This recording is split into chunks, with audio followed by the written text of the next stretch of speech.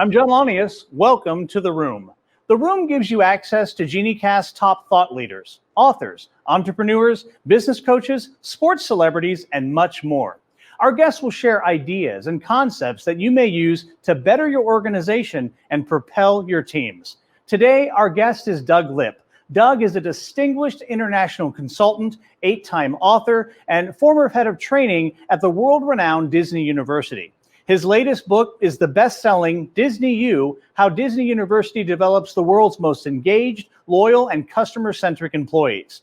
Doug has given more than 2,000 keynote presentations to millions around the world, and you may learn more at douglipp.com. Hi, Doug. Welcome to The Room. How are you? John, thank you. Love that introduction. Well, you know, it was so great, you know, just to kind of let the audience in, you know, we had a fantastic conversation before we started actually the show, and we learned about all these different connections that I hope we kind of get to, but let's go back to really the beginning of your career. So your mentor at Disney was executive leader Van France. So was it Van who recognized you when you were an intern to join the Fast Track for Management? Yeah, John, it's a simple question with a rather convoluted response. Yes, Van was my mentor, but there were many others. Van, for the audience to understand, he was the man that Walt Disney tasked to start the training and development and the whole Disney U concept. So back in 1955, when Disneyland opened, there was not a Disney University. But by early 1960-61, Van realized there was a need to step up their training and development efforts. So he asked one of the many cast members, a guy named Jim Cora, who was working as an operator, to come in and help him design programs that would resonate with hourly employees. And to answer your question, Jim ultimately became my mentor, and he fast-tracked me into Disney management. Jim went on to become the chairman of Disney International and had a distinguished 40-plus year career with the company.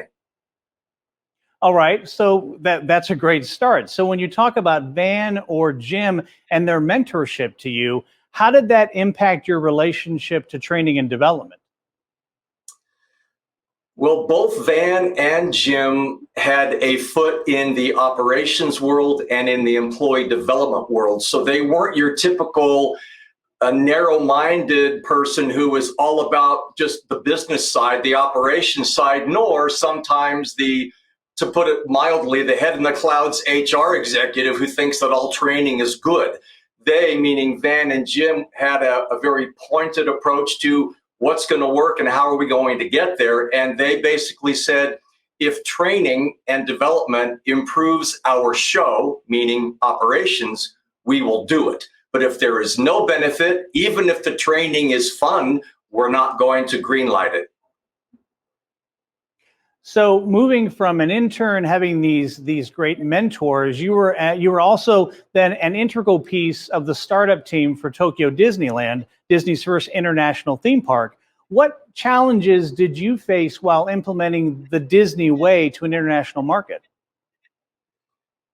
Well, it's interesting because the Disney program that we had for years in the United States, the Disney way, was certainly US centric, driven by US values. And so by going into Japan, we started negotiating with the Japanese in the mid-70s, and it wasn't until 1978 or 9 that everything was completely dialed in.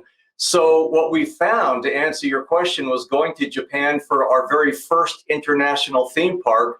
The Japanese and American cultures really couldn't be further apart. And so we found that what we considered to be common sense in how you meet and greet a guest, or common sense in how you maintain the physical plant called the park, it may work in California, it may work in Orlando, but in Japan, there were some changes that we, as well as the Japanese, had to come to grips with. So were you a part of those very early conversations, or were you brought in later? Do you have a Japanese background? Give us the sense of Sure. what was happening. Well, I came in later. I was actually studying Japanese from the mid-1970s through high school and undergraduate. While I was an undergraduate in college, I did my first internship with Disney, and it had nothing to do with the Disney college program that we're all aware of now. It was simply because one of my professors in college knew Van France, and she knew how much I was interested in training. And so she said, for your 6-month internship as a college student, would you like to work with this guy named Van France at the Disney University? And I said, yeah. And while I was doing the internship with Van, I learned about the negotiations that were going on in Japan. Now, fast forward 6 months, I'm done with the internship. I graduate, undergraduate. I go to grad school for 2 years in Tokyo. While I was in Japan is when Disney signed the contract with the Oriental Land Company, OLC, which is actually the owner of Tokyo Disneyland. So when I learned that, John, I came back from grad school and I made a beeline to Disneyland and I got hired. They said, you can either be a ride operator in Disneyland because everybody starts at the bottom, or with your Japanese background, we can put you on the interpreting training team to help train the Japanese executives we're bringing from Japan to learn the Disney way. Which do you want? And well, the answer was pretty simple. Yes, I want to be involved with the Japanese. Let's move forward. So I love that you talk about how everybody starts at the bottom. There's the Japanese word shugyo, which means paying your dues. And so I think it's fascinating that we're talking about culture. You now live in the world of culture, you teach culture, and you're talking about the juxtaposition between two different cultures that you just happen to, kind of run into throughout your experiences. So for years, you've said things like build the culture, live the culture, differentiate. What do you mean by that? And then how does that apply to your experience in Japan? Well, that's a huge question. And there are, what do we have, 6 hours for this scenario together today? We can just touch upon it briefly. I'll give you one example that I think will paint the picture of build the culture, and then how do you bridge cultural differences? So you mentioned the Disney way earlier. A long-standing component and value of the Disney way was started by Walt Disney, and it was known as the first name basis. Now think about it, when Disney was started in the 20s, when Disneyland was started in 55, people were still going by Mr. and Mrs. and Miss and all these monikers that we never use anymore. But then if somebody approached Walt Disney and said something along the lines of, Mr. Disney, what do you think of this idea? Walt's response was always, my dad is Mr. Disney, I'm Walt. So that sets the stage for this long-standing value of first name basis, and all of us had a name badge on that had our first name. So now fast forward to when the Japanese executives came to California, they were given name badges. Welcome, there's only like 9 or 10 of them. We said, welcome to Disneyland, welcome to Disney. You are now here for 6 months for training, and here is your world famous Disney name badge. And we had placed their first names on the name badges, and the Japanese reacted in horror because, as you know, the Japanese go by their last name. So if your name is Takashi Wada, you go by Wada-san, not by Takashi. And we said, oh, no, no, no, no. Even though your culture is thousands of years old, we've been around since 1923, so you're going to do it our way. And this turned into the name badge battle that ultimately, to answer the question of bridging the culture, you have to assess your own values. And even though we're passionate about it, what's going to work with an intercultural team? So the workaround, John, was fascinating. It sounds so simple, but it took months of intense negotiations. While the Japanese executives were in California as trainees, they had to have a first name on their name badge. Whether it was a nickname, a Western name, it didn't matter. Then, upon return to Japan, they got to make a second name badge, which had their last name on it. It's so interesting. You know, when I think back to the first show of The Room, we had Lily Gil Valletta, and we were talking about cultural intelligence. And your story really, emphasizes the importance of understanding cultural intelligence. So let's shift a little bit to your latest best-selling book, which is called Disney U: How Disney University Develops the World's Most Engaged, Loyal, and Customer-Centric Employees. Now, In your book, you lay out 13 timeless lessons that Disney used to drive profit and growth worldwide. Could you speak to one of those lessons and then maybe how it even relates back to the cultural intelligence concept? Well, certainly. Well, first of all, the reason I chose 13 lessons because 13 was Walt's favorite number. So by golly, when I was writing that book, I was going to force feed 13 lessons, whether it was I had to expand or contract my ideas. But I wanted to kind of salute Walt with using a current phraseology, a hidden Mickey. So there's kind of a hidden meaning, and lots of times the Imagineers will hide certain symbols in rides or attractions or movies. So I just wanted to have a little fun with that. But the topic of cross-cultural or cross-generational excellence is found in one of the chapters where I talk about the success of language or the challenge of language and creating a language in your own organization. And one of the things that Van France was really wise about as the founder of the Disney University was he could simplify the complex. And he and the men and women that helped him form the original program for the Disney University in 1962-63, they condensed tremendously complicated operational to-do lists. And we all have SOPs, we all have vision and mission statements, but rarely do you see organizations that can condense those SOPs into what Van would call the bouillon cube. Van said, we cannot force feed our employees to drink a giant vat of soup and understand it. So let's give them the essence, the bouillon cube. So he and a couple of other executives created something called the Disney Four Keys, which is currently known as safety, courtesy, show, efficiency. Safety, courtesy, show, efficiency. Safety is number one. If you kill too many guests, well, they're probably not coming back. And the same thing with your employees. And the essence was, let's create a safe, clean, fun environment.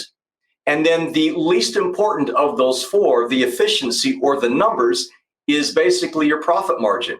And Van was so forward thinking, just like Walt, and he said, if we take care of safety and courtesy and show in all of our theme parks, the numbers will take care of themselves vis-a-vis loyal guests and loyal cast members.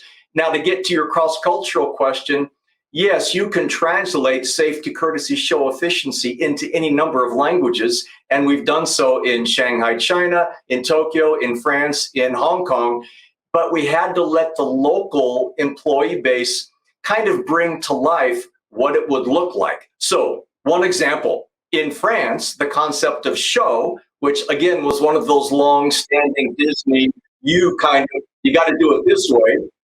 The French said, we don't want to have a limitation on being able to wear beards as a male, and as a female, we don't want your stringent limitations on makeup. And so we had to come to grips with their request, and we had to say, well, you know what? In this culture, it's fine. We're going to let you wear your beards, wear more makeup, and it went perfectly. And ultimately brought that refreshing new approach back to California and Florida, which opened up the floodgates for a whole cadre of employees that had never wanted to be an employee at Disney because of the stringent grooming policy. Such a great conversation. We will continue on with Doug Lipp in just a few moments as we continue the discussion of culture and driving overall success for organizations.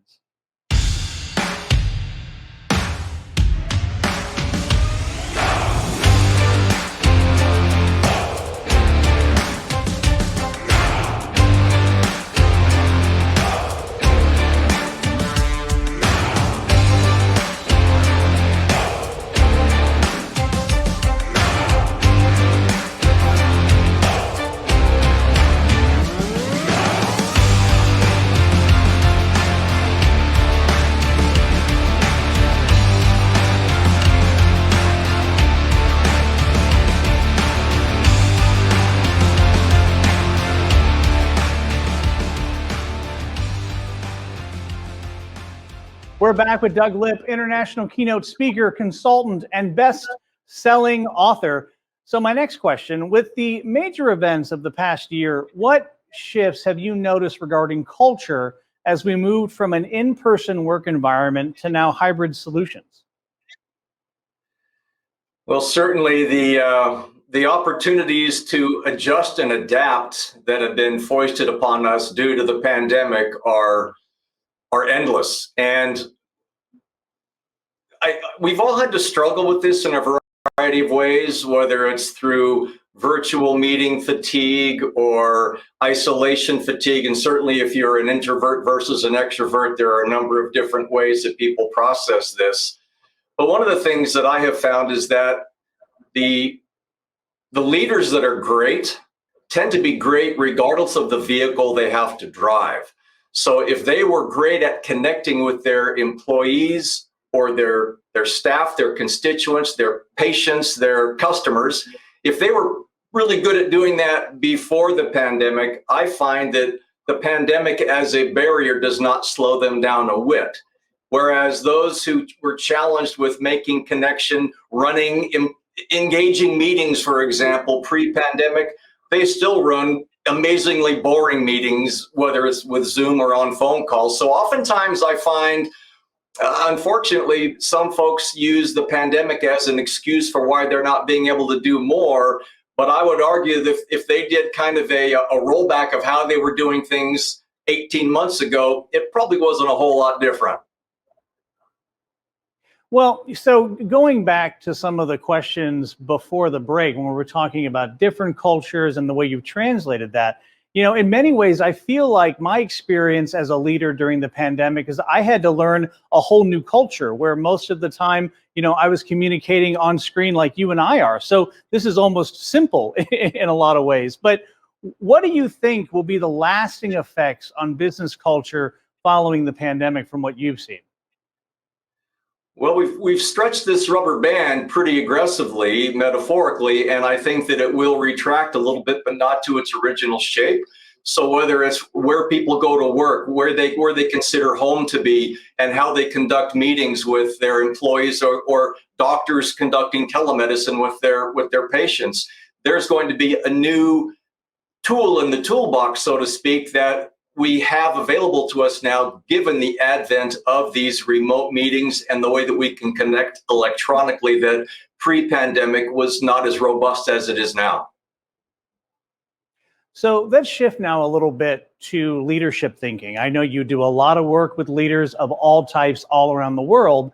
And when we're talking about, going back to the new normal or whatever word we want to use for it right now, let's talk a little bit about leaders and their thinking. So how should leaders think when they wish to instill excitement to provide and produce the best possible service for their customers through their teams?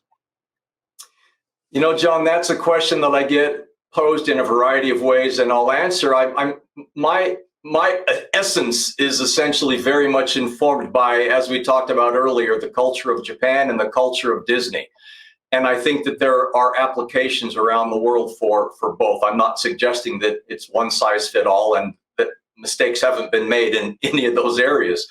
But one of the things that I learned from Van France, and he learned from Walt Disney, and the way that you excite people is you understand them. And so there's a phrase that's been around in Disney lore for years called walk the park. And Van France, just like Walt Disney, would get out of his office and walk the park and take pictures of guests, and he would interview guests. And Van had a lovely smile, so he was a fun guy to talk to, but armed with a camera, he would walk through the park and take pictures of guests. And then he'd say, folks, can you tell me, what do you like about your day at Disney and what do you dislike? And then he would go backstage, back of the house, and talk with employees who were scrubbing toilets, making pots of soup, working in the warehouse at 3 a.m. So all shifts, all locations. And I remember asking Van, what do you do with the pictures you take? And he laughed heartily and he said, Doug, there's no film in the camera. It's just a prop to get people to open up to me. And the key now, for those who don't know what film on a camera is, they're going to have to Google it. It's not a SIM card. But the point, John, is that just like Walt, who used to come out of his apartment in Disneyland any number of hours of the day or night and interact with cast members and crew, he, meaning Walt, he, meaning Van, found exactly the pulse that was driving the guests, that was driving the employees, and certainly was in addition to the scientific surveys that are taken, but Van had a really good way of putting it, John. He said, facts are easy to identify. I'm looking for feelings, and that does not come from a spreadsheet. That is so great, and I think it kind of leads into when you talk about the feeling, inside of the work that you've done around culture. I know you've worked in very small teams, and you've also worked with thousands of employees. So, in your experience, how does the size of an organization impact establishing a company's culture? Well, certainly the smaller an organization, oftentimes more people are wearing many hats, and they have a huge impact on how quickly messages are conveyed. Oftentimes in smaller teams, you have to do so many different things. You can't focus on the process, which is the culture. Just like a meeting is content and process, and generally people running meetings don't think about process. For example, how long is this meeting scheduled, and are we going overtime or undertime? How do I engage everyone in the room so I make sure I get a good piece of participation from everybody? That's process. And most of us are focused on task. Now, in the smaller organizations, we have to wear process and task hats. And so oftentimes the process gets overlooked. Oh, culture just happens, and so I can't worry about it. Well, you do have to worry about it, because culture always happens, large or small organization, either by design, thinking about it and acting upon it, or by benign neglect.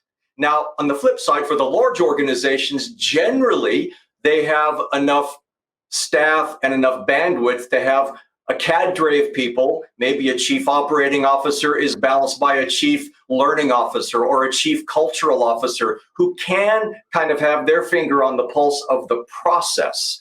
But generally, the smaller organizations, you got to be able to do both. And rarely do I see both done by one person in a good manner. Well, so that kind of leads into, I think, the earlier response in talking about the Japanese arriving in California and having their first names on their name tag, which would be a big offense. But it kind of leads possibly to ego and what we're willing to do as leaders. So at Disney University, you've spoken about how no task is too big for leadership, including such things as picking up trash. So how does this mentality impact engagement at all levels of the organization? It's interesting. I used to love that concept when I was leading programs at Disney for executives from the Disney Studio, from Disney Imagineering and Disneyland. So different universes in the Disney culture. And one of the things that I had fun with was I would show a picture while we were in the training room of Walt picking up a piece of trash. And I'd say, so when Walt walked the park, he wasn't lording over people. He wanted to bring to life one of his admonitions, which was, I want Disneyland clean enough so people feel comfortable eating from the streets. So you talk about how does culture expand in an organization? Well, when Walt walked the park and he'd pick up a piece of trash, you know that message was loud and clear to everybody. So now Walt is long gone, but his values are alive and well. I finished the classroom session with these 5 or 10 or 15 executive vice presidents who still might not buy into this pixie dust stuff. And I take them on a tour of Main Street USA at Disneyland. And I know where the trash usually tends to get dropped. It's never there very long, but I know where to go. So I take all these executives on a tour, and I'm ostensibly saying, oh, look at the buildings and look at the architecture, but I'm really only about 20 feet from that piece of trash on the ground. And I know that all those executives are laser focused on that piece of trash, not listening to me. And they're all wondering, I wonder how long it's going to take for that to get picked up. And it was always picked up within just a few seconds, John. And 9 times out of 10, it wasn't by a custodial cast member. It was by an executive walking across the park to or from a very important meeting, or another cast member, obviously not in a costume that says, I'm a janitor, but they're going to a break. And they bend over and pick it up. And at that moment, that cultural value has gone from the cognitive level, from their brain to their heart, and it's now I buy it. Such a great conversation. I mean, really an example of the humble don't stumble. You know, like if you're willing to pick up that trash and make a difference, then you can really do anything. More with Doug Lipp after this break.